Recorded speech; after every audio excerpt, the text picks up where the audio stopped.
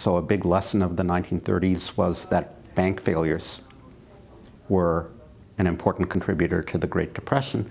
That caused our policymakers this time to focus on the banking system and lose sight of the shadow banking system until it was too late.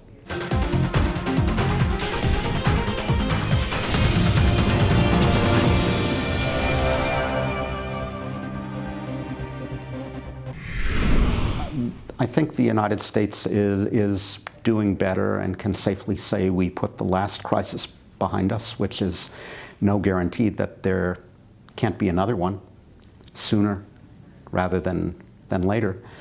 In the case of the euro, I think the crisis is temporarily on hiatus. The underlying problems have not been resolved either in Greece or more broadly the imbalances between the surplus countries like this one on the one hand and the deficit countries in Southern Europe on the other. The underlying structural problems have not been adequately addressed, so the crisis continues to simmer.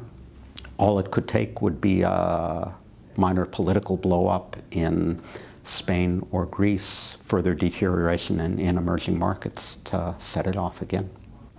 Inflation rates are very low at the moment everywhere. The Fed is still thinking about raising it for the first time in a long time. Is that wise?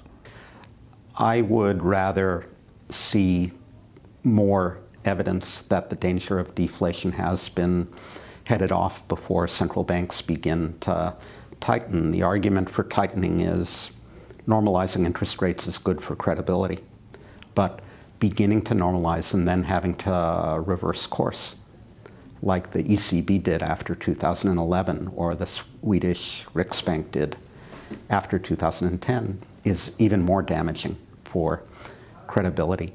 I would be cautious, and if I was concerned as a central banker about financial imbalances, I would use other policies and not interest rate policy to address those financial imbalances.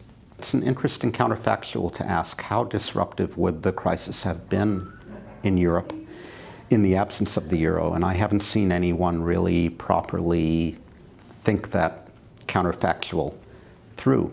Very large exchange rate changes within Europe would have undoubtedly resulted, given the uneven impact of the crisis, that in addition to allowing national governments and national central banks more room to respond, there could have really been devastating repercussions, even more devastating than we saw for financial systems in countries where banks and other financial institutions had foreign currency denominated liabilities that would have become even more expensive to service had they still had a national currency that depreciated. So no one, I think, has adequately answered your question of how that history would have looked in the absence of the euro. There are no abstract lessons from history. We do construct our own history through scholarship and through how that scholarship is received.